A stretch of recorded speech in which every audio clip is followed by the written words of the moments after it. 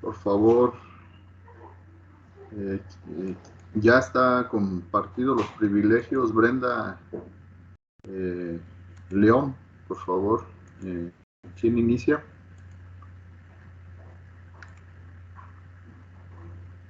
Yo, profe, ¿ya están viendo la pantalla? Ok, gracias. Sí, nada más maximiza y adelante, niña Brenda, por favor. Bueno, hoy yo les voy a presentar lo que va a ser la constante de equilibrio, bueno, cómo calcularla. Y bueno, para hablar de la constante de equilibrio, pues primero tenemos que hablar del equilibrio químico, claro. Entonces, todos los procesos químicos evolucionan desde los reactivos hasta la formación de productos a una determinada velocidad hasta que la reacción se completa. Existen reacciones pues denominadas irreversibles, como lo es la combustión. Estas reacciones se caracterizan por transcurrir disminuyendo progresivamente la cantidad de sustancias reaccionantes y terminar pues cuando alguno de estos se agota debido a la existencia de un reactivo limitante. Sin embargo, pues es común que los productos también se combinen entre sí para formar de nuevo las sustancias reaccionantes, por lo que estas reacciones pues las conocemos como reversibles. Entonces, llegado ese instante, lo que ocurre en el proceso es que la velocidad de formación de los productos es igual a la velocidad de descomposición de estos para formar nuevamente los reactivos de los que se proceden. Es decir, se llega a la formación de un estado dinámico en el que las concentraciones de todas las especies reaccionantes, tanto reactivos como productos, permanecen constantes. Entonces, este estado se conoce como equilibrio químico. Entonces, aquí en la imagen, pues podemos observar lo que sería la velocidad directa y la velocidad inversa, que ahorita pues las vamos a ver más adelante, pero vemos cómo estas, al transcurrir el tiempo, pues llegan a un estado de equilibrio donde se igualan. Ahora sí, les voy a pues poner un ejemplo más gráfico de lo que les acabo de explicar. Entonces aquí tenemos dos tambos que representan lo que sería, bueno, el tambo lleno representa lo que sería los reactivos A y B, que van a formar los productos C más D en una reacción reversible donde tenemos, claro, la velocidad directa que va hacia la derecha y la indirecta que va hacia la izquierda, digo, la inversa que va hacia la izquierda, perdón. Entonces, en estos tambos podemos ver que el tambo de los reactivos utiliza un vaso grande para pasar el agua al otro tambo y recordamos que una pequeña parte de estos se va a volver a convertir en reactivo, de modo que regresa al bote de los reactivos, pero pues más chiquito por el vaso. Eventualmente uno pensaría que se van a acabar los reactivos, pero no es así. Al contrario, los vasos van a empezar a tener la misma cantidad de agua a pesar de su volumen, de modo que no va a haber un cambio evidente, está en equilibrio. Porque a pesar de que se siga moviendo y no haya un cambio aparente, hay que recordar que el equilibrio químico es un proceso dinámico. Aunque a nivel macroscópico no se observe cambio alguno, a nivel molecular las reacciones se están produciendo todo el tiempo. Entonces, aquí tenemos pues dos fórmulas con las que podemos ayudarnos para calcular estas velocidades, pero para ello pues también se necesita la constante de cada una, tanto la directa como la inversa. Y bueno, para la directa ya sabemos que son los reactivos, para la inversa los productos. Entonces, si vemos este gráfico de concentración y tiempo, podemos seguir la línea roja, que sería la línea de los productos, y la verde de los reactivos. Si trazamos una línea por ahí donde nosotros queramos, en este caso pues la trazamos aquí y seguimos, nos damos cuenta que el valor de los productos, su concentración, es de 2. Y por otro lado tenemos que la concentración de los reactivos es igual a 4. Entonces podemos usar esta fórmula que nos dice que los productos se dividen entre los reactivos, lo cual nos va a dar un total de 0.5. Si tomamos, si tomamos cualquier punto en este pedazo, en este tramo de equilibrio, pues va a dar lo mismo, precisamente porque está en equilibrio. Entonces, pues es lo mismo. Miren, aquí está la fórmula ya más como general, con lo que serían los reactivos y los productos. Pero, pues, ¿qué pasa si queremos calcular lo que viene antes, acá de este lado, antes del equilibrio? En ese caso, pues, recurrimos a calcular el cociente de reacción, que es la misma fórmula, pero realmente no nos va a dar los mismos resultados, porque esto nos puede servir como indicador para saber hacia dónde se está dirigiendo la reacción, hacia la formación de productos o hacia su degradación. En este caso, pues, ¿qué pasaría? O sea, en este caso ya vimos que en el pasado, pues, la concentración ¿cómo se llama? La constante de equilibrio, disculpen, es de 0.5 y podemos acá deducir que el cociente de reacción es menor, entonces ¿cómo se llama? Reacción va hacia la derecha. En este caso, podemos ver otro ejemplo, misma tabla, pero con diferentes direcciones. En este caso, pues si calculamos de nuevo da 0.5, pero al llegar acá a calcular la cociente de concentración, pues va a dar a 1. Esto quiere decir que es mayor que. En este caso, pues como predomina la reacción hacia la izquierda, va a haber más reactivos que productos. Pero pues hay una forma más fácil para mí de comprender esto.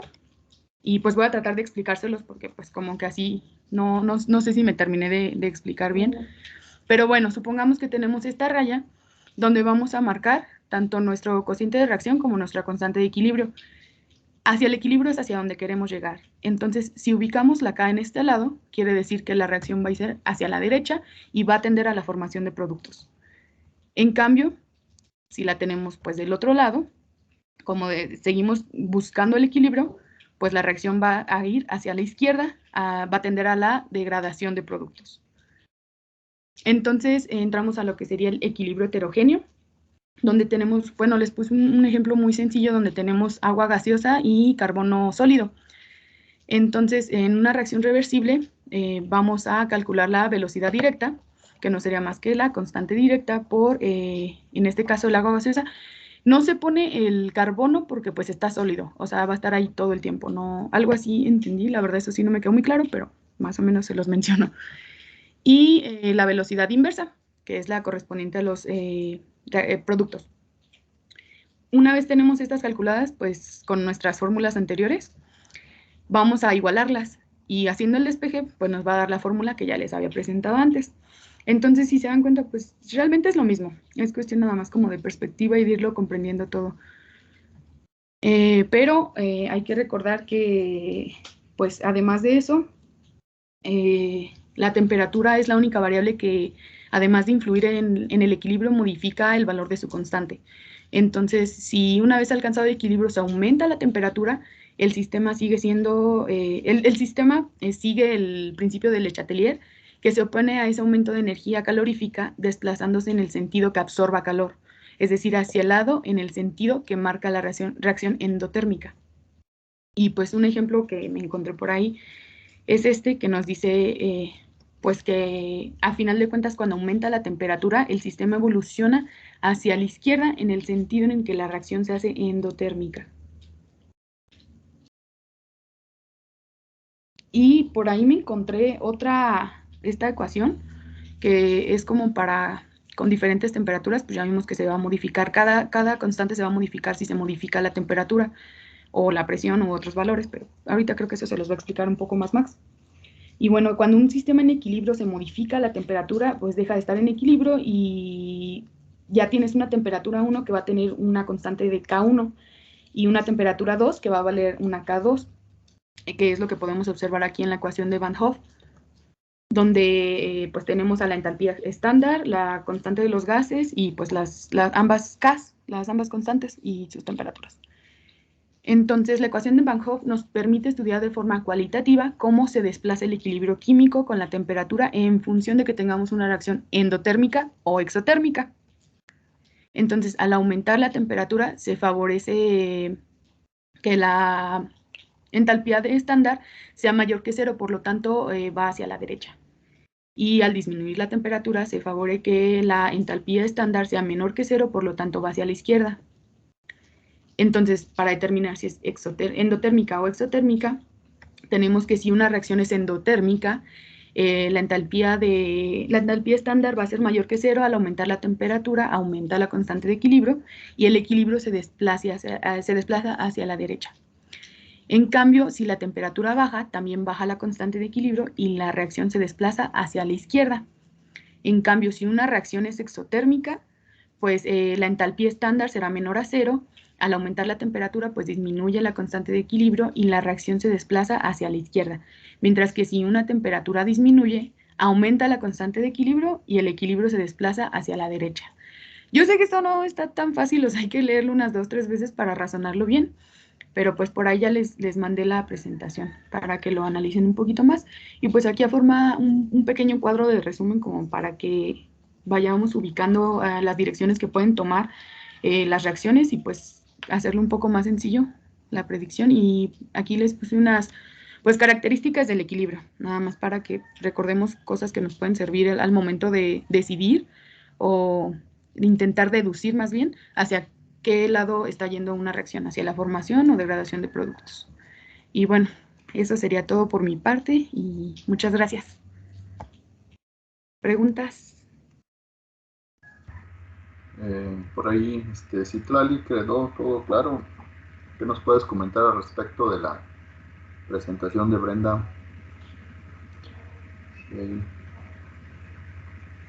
Sí, pues le entendí lo que pude. En algunas partes, como dijo ella, sí es como confuso, pero sí, sí me quedó claro.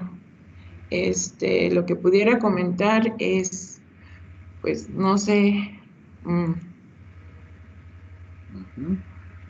eh, creo que la constante de equilibrio, creo que lo hemos visto desde primer semestre, que yo recuerde.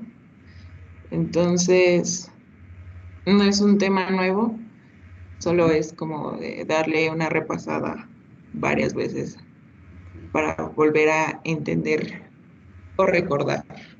No sé qué más puedo decir. Brenda, regrésate a la lámina donde tenemos la constante de equilibrio, por favor.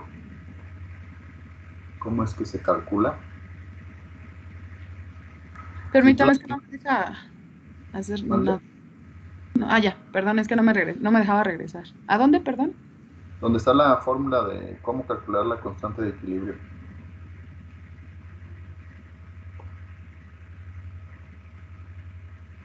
Ahí, ya puede ser, esa está ahí. Citlali, ¿a qué se refiere el exponente C de A y B? ¿Qué es eso? Lo que es C y D se refieren a los productos, que en este caso la reacción sería de hidrógeno y monóxido. Y en cuanto al A y B es a los reactivos, que sería el agua y el carbono.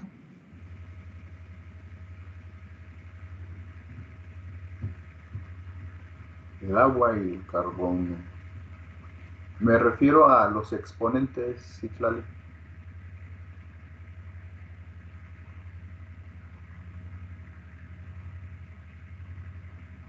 Sí, queda claro. Los exponentes en minúsculas.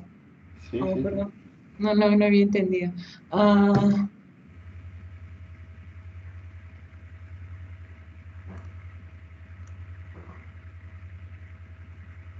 Ok, Morelia, por favor.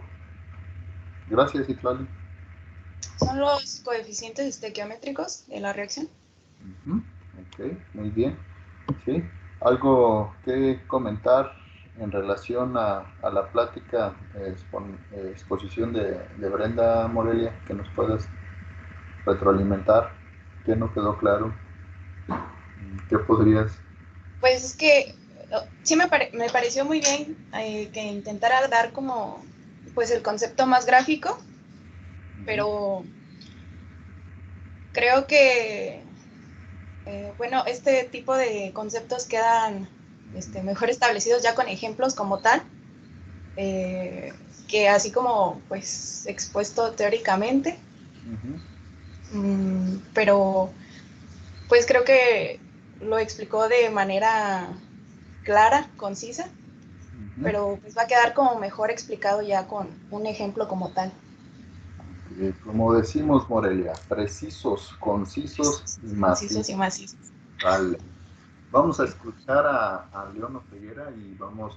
Es importante, sí, como lo menciona Morelia y como lo ha comentado Brenda, es importante que si no traemos frescos algunos conceptos, por ejemplo, la elección de masas, el principio de Lechetelier, etcétera, vayamos revisando esos conceptos que ustedes ya debieron de haber visto en fisicoquímica, termodinámica, y que van a estar aplicando aquí en esta unidad, ¿sí?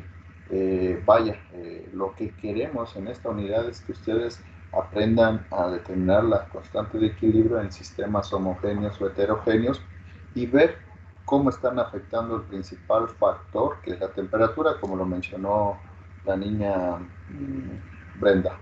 Vamos a escuchar a León, por favor, y vamos dando seguimiento.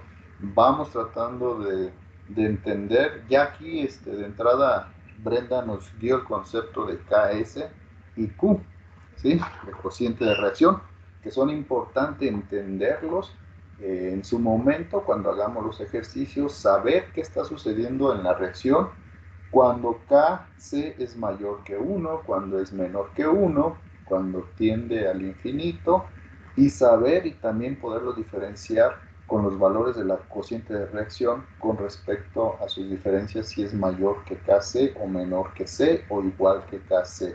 Eso poco a poquito lo vamos a ir entendiendo ahorita que hagamos unos ejercicios. Adelante, Leo, por favor. Claro, profe, ¿me podría dar la posibilidad de exponer, por favor?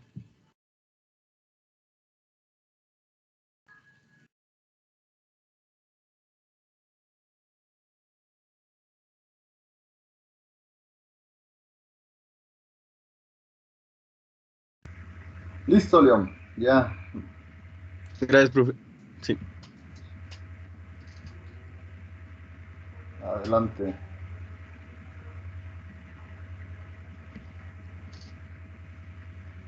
No sé si ya se vea, profe. ¿Está cargando, León? Ahora sí. Bueno, yo les voy a hablar un poquito acerca para complementar la exposición de mi compañera Brenda, yo les voy a hablar acerca del efecto que tiene la presión y la temperatura sobre, pues, esta constante de equilibrio. Bueno, retomando un poquito, para definir qué es la constante del equilibrio químico en caso de que a alguien no le haya quedado un poquito claro, desde un punto de vista cinético, pocas reacciones químicas pues proceden en una sola dirección, como ya lo estuvimos viendo. La mayoría de estas son reversibles y al inicio del proceso reversible, la reacción transcurre hacia la formación de los productos, pero tan pronto se formen pues algunas moléculas del producto en sí, se comienza a restablecer el proceso. O sea, se forman moléculas de reactivos a partir de las moléculas de productos. El equilibrio químico en sí se alcanza cuando las velocidades de las reacciones, tanto a la directa como inversa, como ya vimos, se igualan y por lo tanto las concentraciones netas que tienen los reactivos y los productos permanecen constantes. El equilibrio químico en sí pues es un proceso dinámico porque ocurren simultáneamente dos procesos opuestos pero con la misma velocidad. Es decir, la velocidad con la que se forman los productos a partir de los reactivos, igual pues a la de los reactivos que se forman a partir de los productos. Para indicar que una reacción procede tanto en un sentido como en otro, utilizamos siempre la flecha doble, como hemos visto. Entonces, el hecho de que en el equilibrio las concentraciones molares, A y B no cambien, pues no significa que A y B estén dejando de reaccionar, simplemente quiere decir que ambos procesos ocurrirán a la misma velocidad. Aquí tenemos, por lo tanto, una reacción de A que se convierte en B y su reacción inversa, que B se convierte en A. Si estos dos procesos ocurren a la misma velocidad y ocurren en una sola etapa, se les llama procesos elementales. Las velocidades de estas reacciones, pues como lo explicó mi compañera Brenda, es la velocidad directa y se escribe con esta fórmula que nosotros vemos aquí, que es VD igual a KD por la concentración de A.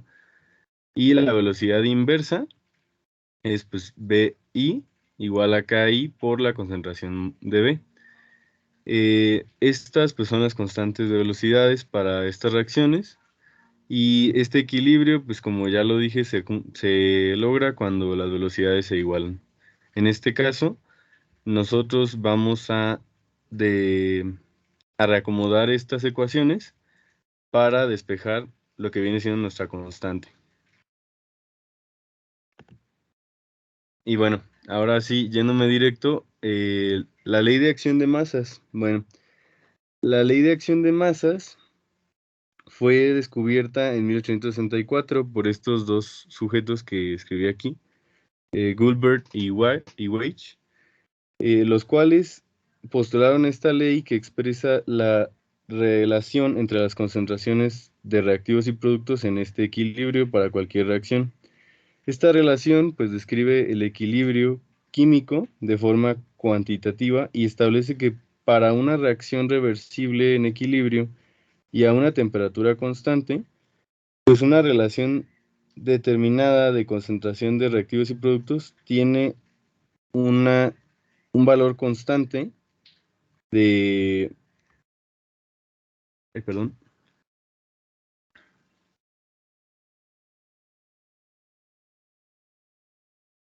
sí, un valor constante K, se le llama la constante de equilibrio, y esta en función de las concentraciones, pues se va a simbolizar como Kc. Y bueno, aunque las concentraciones puedan variar el valor de K, para una reacción determinada que permanece constante, cuando la reacción está en equilibrio, la temperatura no cambia. Pero entonces nosotros tenemos lo que le llaman el principio de Le Chatelier. Una vez que la reacción alcanza el equilibrio, las cantidades, o sea, ya no se van a producir cambios en las cantidades, pero sin embargo, ay, un segundo, profesor, un segundo.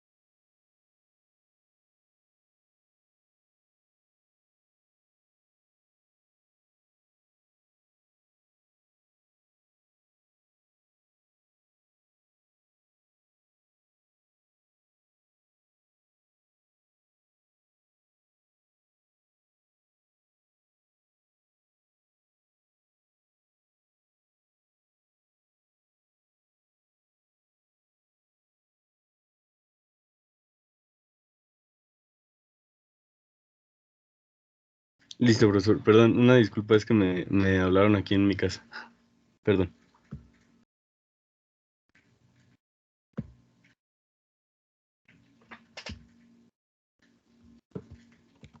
Bueno, como le estaba diciendo, tenemos el principio de Le Chatelier, que básicamente nos indica que una vez que la reacción ya alcanzó el equilibrio, ya no se van a producir cambios a escala macroscópica. Sin embargo, a escala microscópica, pues las reacciones continúan hacia la derecha y hacia la izquierda, y las velocidades de ambas reacciones son iguales. Los equilibrios químicos, como lo mencioné hace un momento, son dinámicos, y estos responden a los cambios de las condiciones experimentales. Estos cambios, como lo mencionó mi compañera Brenda, pueden desplazar la posición del equilibrio para hacer que se forme mayor o menor cantidad de producto deseado. Es entonces que este químico francés encuentra un principio para predecir hacia dónde van a cambiar la composición de la mezcla de reacción en el equilibrio cuando las condiciones cambien. Y bueno, básicamente dice que si un sistema en equilibrio es perturbado por un cambio de temperatura o presión, o concentración también de uno de los componentes, el sistema desplazará su posición de equilibrio de modo que se minimice el efecto de la perturbación. ¿Qué quiere decir esto? Que si, por ejemplo, bueno, ahorita a continuación lo vamos a ver, pero con cada uno de estos cambios, pero quiere decir que si un equilibrio se desplaza hacia la formación de reactivos, se va a llegar a minimizar el efecto de este cambio, de manera que también va a equilibrarse con, valga la redundancia, con el otro componente de nuestra reacción.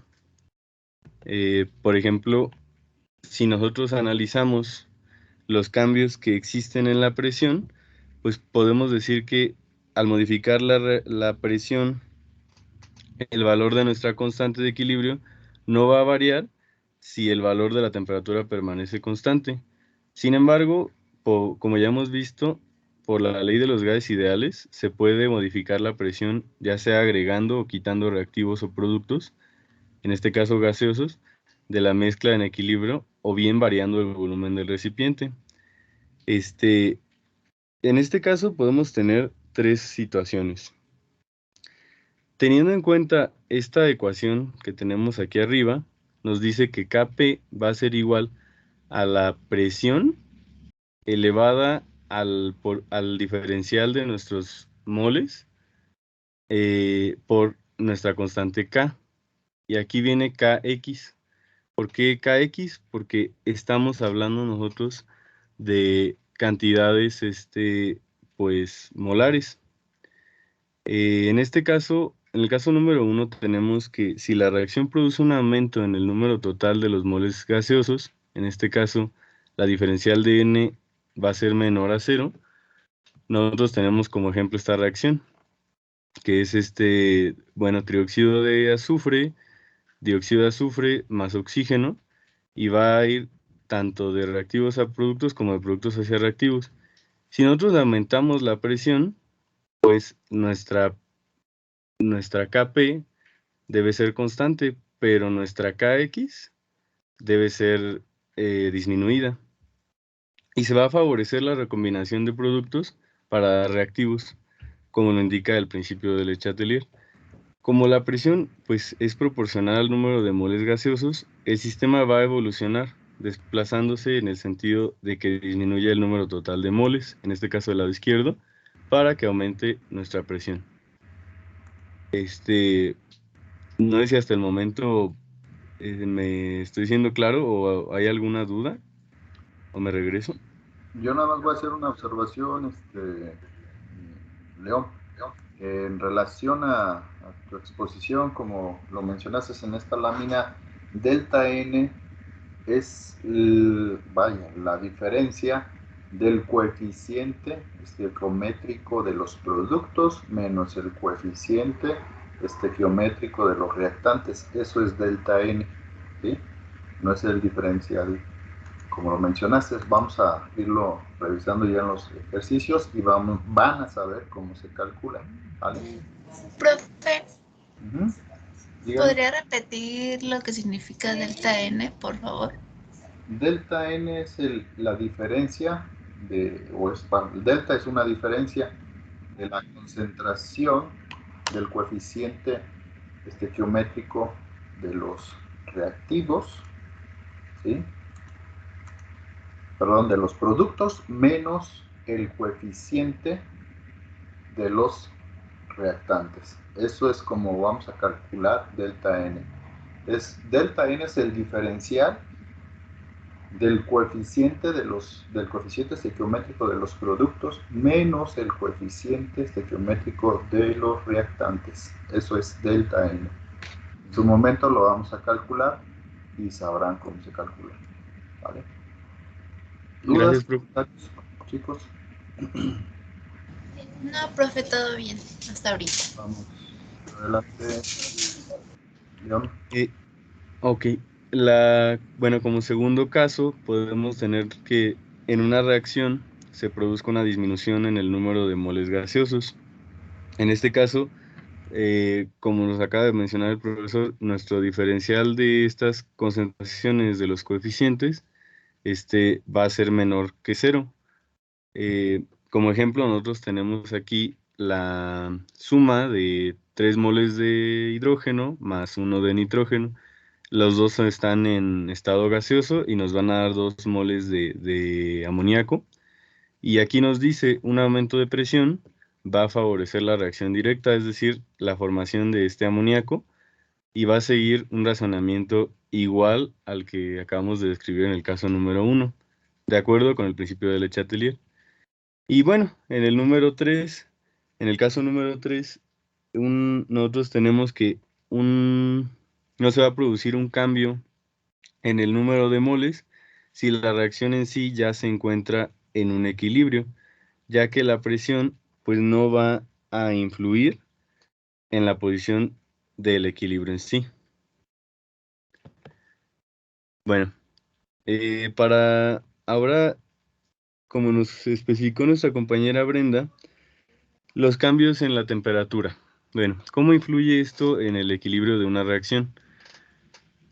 Los cambios de la concentración, presión o volumen pueden alterar la posición del equilibrio, pero no cambian en sí la posición de la constante de equilibrio.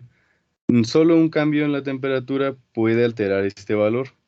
Podemos analizar este efecto considerando el calor como si fuera un reactivo químico en este caso. Si nosotros tenemos que a los reactivos nosotros les vamos a añadir calor, nos va a dar ciertos productos, bueno, nosotros tenemos una reacción endotérmica. Y si nosotros tenemos una reacción exotérmica, quiere decir que va a estar saliendo calor de nuestra reacción. Y nos dice, cuando la temperatura aumenta, el equilibrio en sí se va a estar desplazando en el sentido de que absorba el calor. Y en una reacción endotérmica, pues el aumento de temperatura va a hacer que este equilibrio se desplace hacia la derecha y por lo tanto K aumente. En una reacción exotérmica, por el otro lado, sucede lo contrario. El equilibrio se desplaza hacia la izquierda, K va a disminuir y por lo tanto se va a obtener el efecto opuesto al disminuir la temperatura. Aquí tenemos que los sistemas, pues como dije hace un momento, van a evolucionar de manera espontánea hacia distintos estados de equilibrio, pero dicha evolución se va a estar ejemplificando en una disminución de su energía libre. Si recuerdan, la energía libre de Gibbs, pues tiene que ser 0 cuando se alcanza una posición de equilibrio. Entonces, si nosotros igualamos la energía libre de Gibbs a 0, la energía libre de Gibbs pues tiene esta formulita que nosotros estamos viendo aquí. Creo que no puedo... A ver.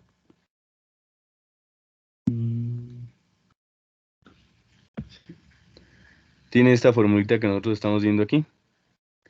Esta fórmula, si nosotros despejamos la Kp, en este caso lo tenemos aquí como logaritmo de P, pero lo que nos interesa a nosotros es la constante basada en la presión, entonces la vamos a despejar de manera del mismo logaritmo que ya tiene, y vamos a despejarla.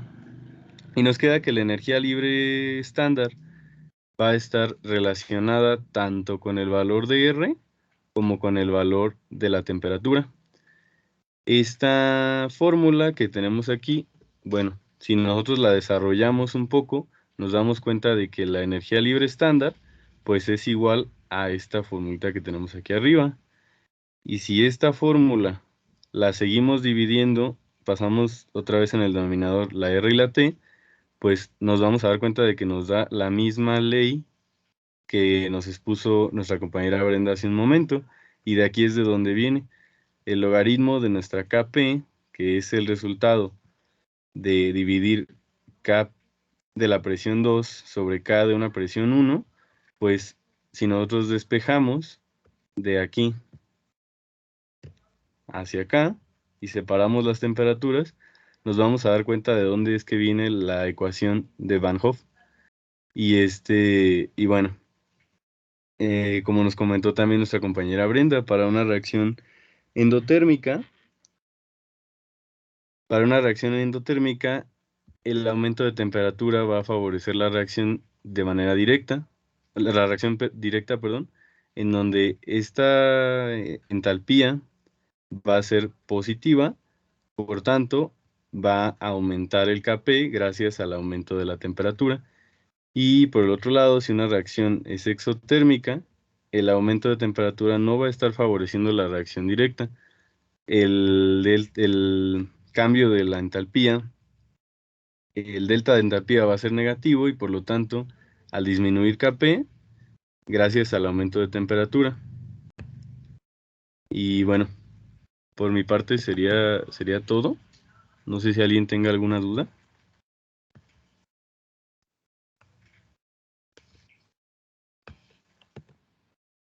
Hasid, hola Hasid, ¿alguna duda, comentarios? Sí, bueno, tanto como dudas no, pero como que esto último de la reacción endotérmica y la reacción exotérmica como que me confundo un poco, pero yo siento que pues leyendo más voy a tenerlo más claro.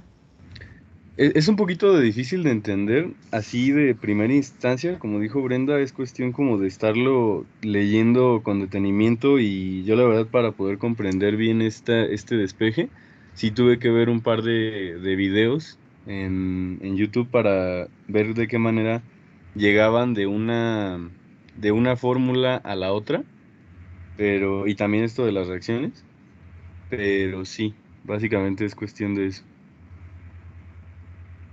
Ok. ¿Alguien más, chicos? Sí.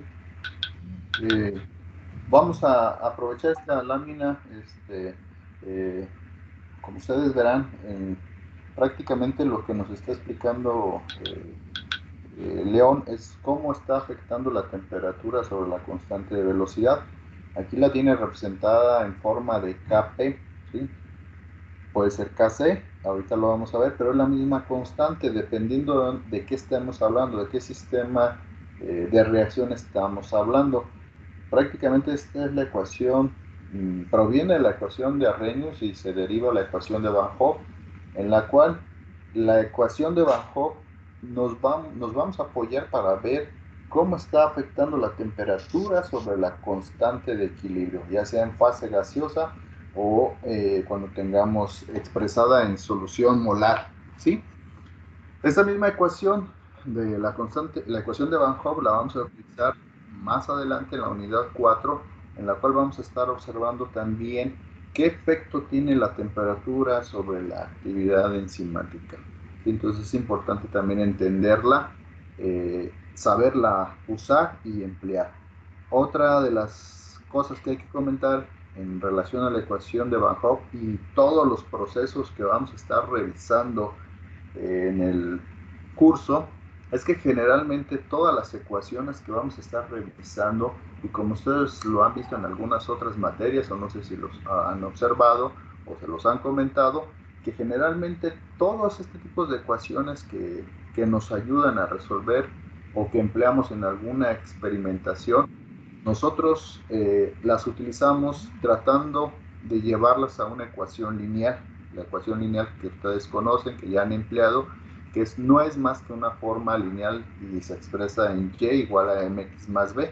Si ustedes observan ese gráfico, que es la ecuación de Van Hoff, y sería el logaritmo natural de Kp, pendiente que sería delta h sobre r, x sería 1 entre t y el b sería delta s entre r. Si ustedes ven eso, y lo vamos a ver más adelante también con un ejercicio, no es más que la expresión de la ecuación de Van Hoff de una forma lineal. ¿Para qué? Para que nosotros podamos determinar de una forma más estadísticamente más confiable, más precisa, los parámetros que nos interesan. Todas las experimentaciones biológicas tratamos de ajustarlas a una ecuación lineal generalmente, o hay otro tipo de ecuaciones que se pueden utilizar dependiendo del comportamiento biológico. Se tiene que ajustar de acuerdo a un modelo matemático. Este pues, es el de la forma lineal y que normalmente utilizamos en bioquímica, en biología, en matemáticas, en cualquiera de las áreas de la ciencia, ¿sí? Vamos a aprovechar estos 10 minutos. ¿Alguna duda, comentario? Gracias, León. Puedes dejar de compartir y compartes tu presentación. ¿Alguna Sí, duda, chicos? Hasta ahorita.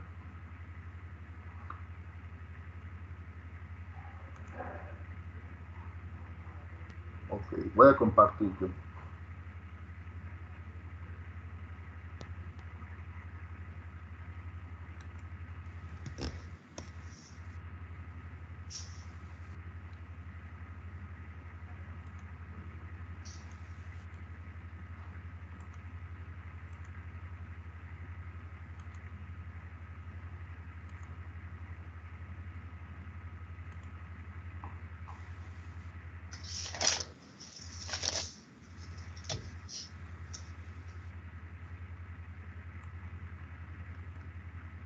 En base a lo que hemos estado revisando en este momento, ¿qué nos puedes comentar, Alan, Daniel, en relación a qué entiendes tú por un sistema homogéneo y heterogéneo? ¿Cuál es la diferencia? Pues según yo es el estado físico de los elementos, ¿no? Eso es lo que entiendo. Sí, pero a ver, no te entendí. Exprésate con más sentimiento cinético, por favor. Pues, por ejemplo, heterogéneo sería como la reacción que tenía carbono pero sólido. Uh-huh. Ahí lo tienes en la lámina, ¿no? Se está viendo. Apóyame. Dice, este término se aplica a reacciones en las que todas las especies reactivas se encuentran en la misma fase. Ok. Entonces, ¿cuál sería la diferencia entre los heterogéneos? Pues las fases reactivas o especies reactivas se encuentran de forma diferente. Gas, sólido, líquido, gas, ¿sí? Entonces hay que diferenciar entre un sistema homogéneo y heterogéneo. Es muy importante revisar siempre nuestra ecuación para poder nosotros saber eh, qué, qué reactivos se pueden descartar y o se deben descartar en nuestro cálculo de la constante de equilibrio, ¿sí? Eso es muy importante. Aquí ya hemos revisado, ya lo hemos revisado y lo comentó, no recuerdo el nombre de la niña, pero A, B, C y D son los coeficientes estequiométricos de las especies reactivas que están implícitas en la ecuación, en la reacción, ¿sí? ¿Cómo vamos a definir, bueno, o cómo se define o cómo calculamos Kc? Pues es la concentración ¿de qué? De los productos entre los reactivos elevados a su coeficiente estequiométrico, donde Kc está expresada matemáticamente, ¿sí? En una fracción molar, cuando estamos hablando de que puedan ser sólidos, líquidos, pero cuando queremos determinar la constante de equilibrio de una reacción donde los componentes sean gaseosos, esa K la vamos a expresar como Kp, ¿sí? ¿Hasta ahí queda claro? Pero viene siendo la misma K, constante de equilibrio. ¿Sí? Profe, yo tengo una duda. A ver, dígame. Ahorita que comentó que se descartan los reactivos, no entiendo a qué se descartan o cómo se descartan o en qué momento, no entendí ahí. ¿Quién habla? Perdón, que no es... Soy Alexa. Alexa, aguántame tantito, Alexa, en las siguientes láminas, espero que quede claro. Y si no, vuelvo a retomar tu duda, ¿sale? Aguántame, deja y avanzo tantito. Y aquí, por ejemplo, de la misma ecuación, y de hecho está implícita la ecuación de PV igual a N sobre RT, también se va a deducir que a una temperatura constante la presión de un gas, está relacionado directamente con la concentración en mol por litro del gas, ¿sí? Digamos esta ecuación donde tenemos el tetraóxido de nitrógeno, se va a disociar en dióxido de nitrógeno. ¿Cómo vamos a expresar esa constante de equilibrio en función de quién? De las presiones, puesto que en el sistema, este es un sistema homogéneo en fase gaseosa, ¿sí? ¿Sí lo estamos observando, chicos? ¿Cómo vamos a expresar esta constante de equilibrio? La constante de equilibrio en función de las presiones es Kp. Kc es la constante de equilibrio en función de la concentración, ¿sí? Entonces, quedamos que es productos elevados a su coeficiente estequiométrico. Es la presión elevada al coeficiente estequiométrico 2 de la concentración del dióxido de nitrógeno. La presión elevada no tiene coeficiente estequiométrico por la concentración de tetraóxido de dinitrógeno, ¿sí? ¿Queda claro cómo se expresa esta constante de equilibrio en función de la presión para este sistema en equilibrio? Entonces, profe, en función de la presión solo le agregamos es igual a la otra fórmula, solo le agregamos la presión al principio. Exactamente, se le agrega la presión, ¿sí? Vamos a ver otros ejercicios. Aquí está, tenemos, y con esto se va a explicar la pregunta de Alexa, ¿sí? Aquí, por ejemplo, tenemos una reacción reversible que habla de la calcinación del carbonato de calcio, y este se va a disociar en óxido de calcio y dióxido de carbono. Si ustedes ven, tenemos diferentes fases, ¿sí? Es un sistema heterogéneo en principio. Tenemos sólido, sólido y gas. ¿Cómo vamos a expresar o cómo vamos a determinar la constante de equilibrio en función de la concentración de este sistema de reacción o en equilibrio o del sistema de equilibrio? Pues lo vamos a definir nada más como Kc es igual a ¿qué? A la concentración de ¿qué? Del óxido de calcio, que multiplica a dióxido de carbono entre el trióxido es carbonato de calcio, perdón, ¿sí? Pero realmente, ¿cómo la vamos a escribir? Se debe de escribir así. ¿Por qué? Porque la concentración de los sólidos de una materia sólida es invariable, no cambia debido a que la concentración y la presión son propiedades que no van a estar afectando la materia y no dependen de la cantidad de la sustancia. En otras palabras, va a ser siempre constante el sólido. De esta manera, no se contempla en el cálculo de la constante de equilibrio. Por eso se descarta. Por esta única y exclusiva razón, niña Alexa y demás compañeros, no se va a considerar el sólido en una constante, en el cálculo de una constante de equilibrio en función molar, ¿sí? ¿Sí me expliqué? Alexa. Chicos, ¿dudas? Por favor, levanten. No sé si escuché bien, profe, pero entonces ¿se debe a la presión? ¿O entendí mal? La presión, ¿sí? La presión, ¿sí? No va a afectar la posible presión que pueda ejercer, en este caso el gas, no va a ejercer ningún cambio en la concentración del sólido, ¿sí? Y no depende de la concentración que exista presente en este sistema de equilibrio, siempre va a ser constante, ¿sí?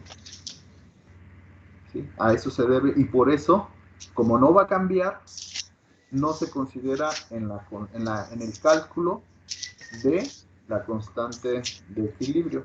En este caso, cuando estamos hablando de la interacción de un sólido, ¿sí?, con el gas, ¿sí?, y que lo queremos expresar en función molar, ¿sí? Igual en la constante de equilibrio, cuando la calculen y determinen en función de las presiones, pues también se descarta, ¿sí?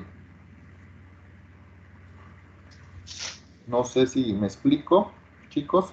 Profe, yo tengo una pregunta. Dime. La anterior. Con respecto a lo que explicaron mis compañeros, dijeron que no cambiaba la presión, o sea que no había cambio de presión en lo que nos acaba de explicar, pero que sí afectaba el cambio de temperatura en la constante de equilibrio. Entonces, si ahí hay cambio de temperatura, ¿sí tomamos en cuenta los sólidos? No. Son cosas diferentes. Bueno, ahí entra también el principio del Letelier, ¿sí? Cuando tú aplicas ciertas condiciones, pues el sistema tiende a mantenerse en el equilibrio.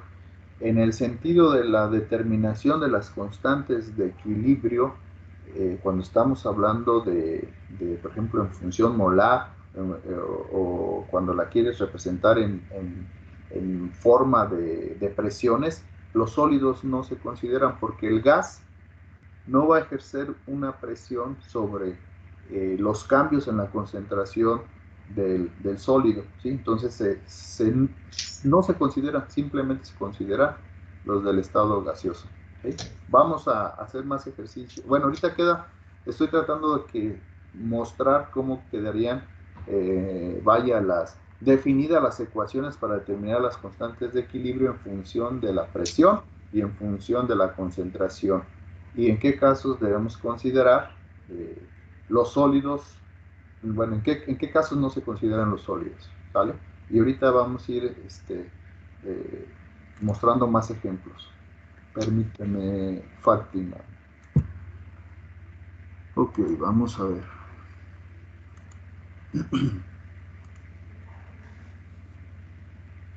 Ok, aquí los cambios de concentración, presión o volumen sí pueden alterar la posición de equilibrio, pero no van a modificar el valor de la constante de equilibrio en función de la concentración, ¿sí?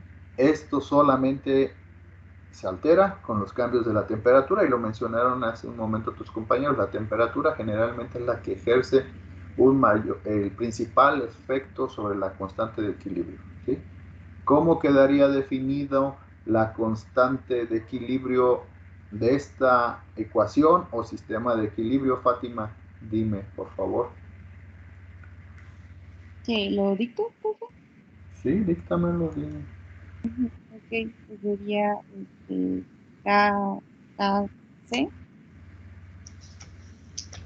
igual sería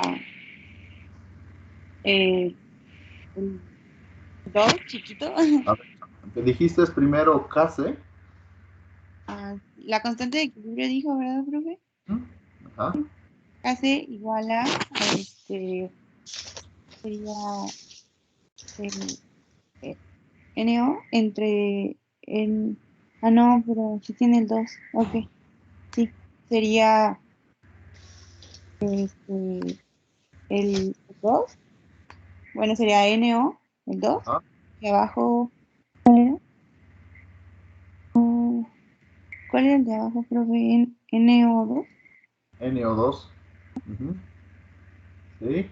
Sí. Sí, así quedaría. Constante de equilibrio en función de la concentración. Les estamos pidiendo la KC, que es la concentración del producto entre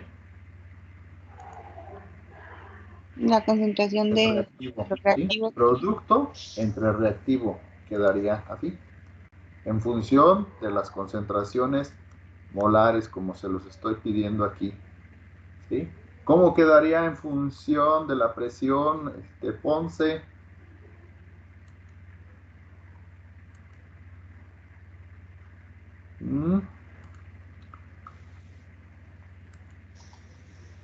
Niña Ponce.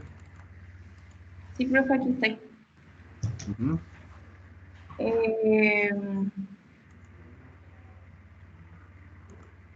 Pues quedaría igual, ¿no? ¿Segura?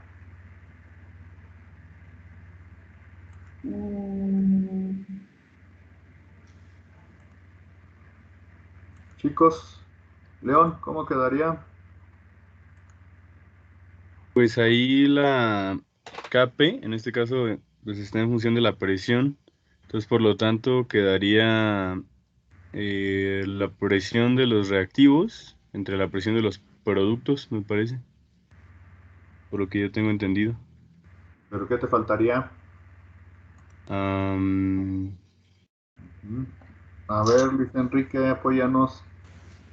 Sería, bueno, completando lo que dijo León, nos faltaría el coeficiente estequiométrico del producto, que sería 2. Exacto. Y quedaría Ok. Kp es igual a P2 entre el producto, bueno, por el producto sobre la presión por el reactivo. ¿Sí?